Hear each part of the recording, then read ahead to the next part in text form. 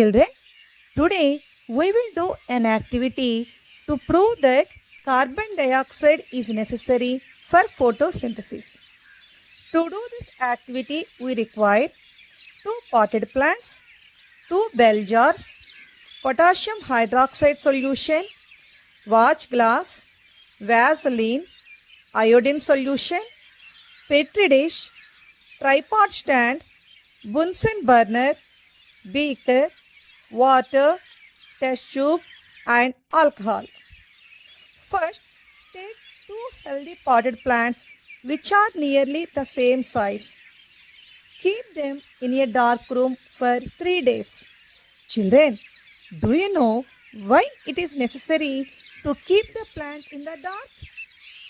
To ensure that we get accurate results after the experiment to show that carbon dioxide is required for photosynthesis, it is very important to discharge the plant before conducting the experiment.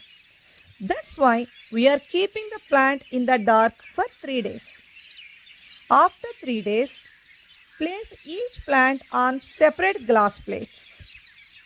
Place a watch glass containing potassium hydroxide by the side of one of the plants.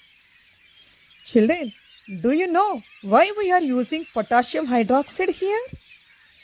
Potassium hydroxide is used to absorb carbon dioxide. That's why we are using potassium hydroxide in this experiment. Now, cover both plants with separate bell jars. Use Vaseline to seal the bottom of the jars to the glass plates so that the setup is airtight. Keep the plants in sunlight for about 2 hours. After 2 hours, pluck a leaf from each plant. Dip the leaves in boiling water for a few minutes. After this, immerse the leaf in a test tube containing alcohol. Carefully place the above test tube in a water bath and heat till the alcohol begins to boil. Children, observe the leaves. They turn into pale color.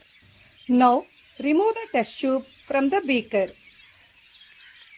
Now, dip the leaves in a dilute solution of iodine for a few minutes.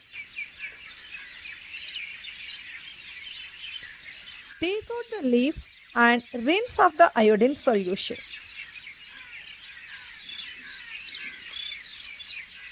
Children, now observe it.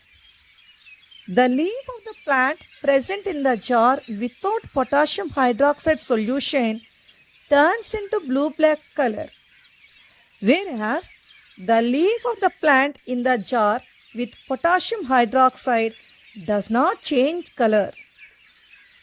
Children, do you know the reason? Potassium hydroxide absorbed the carbon dioxide. Because of it, there is no availability of carbon dioxide to this plant. In the absence of carbon dioxide, the plant cannot produce starch. From this activity, we can conclude that the presence of starch in the leaf indicated by the blue-black color with iodine shows that photosynthesis occurs when carbon dioxide was available. Hence, it proved that carbon dioxide is necessary for photosynthesis. Children, while doing this experiment, we have to take some precautions. They are: ensure that the bell jars are properly sealed to prevent air exchange, and handle the glass items with care.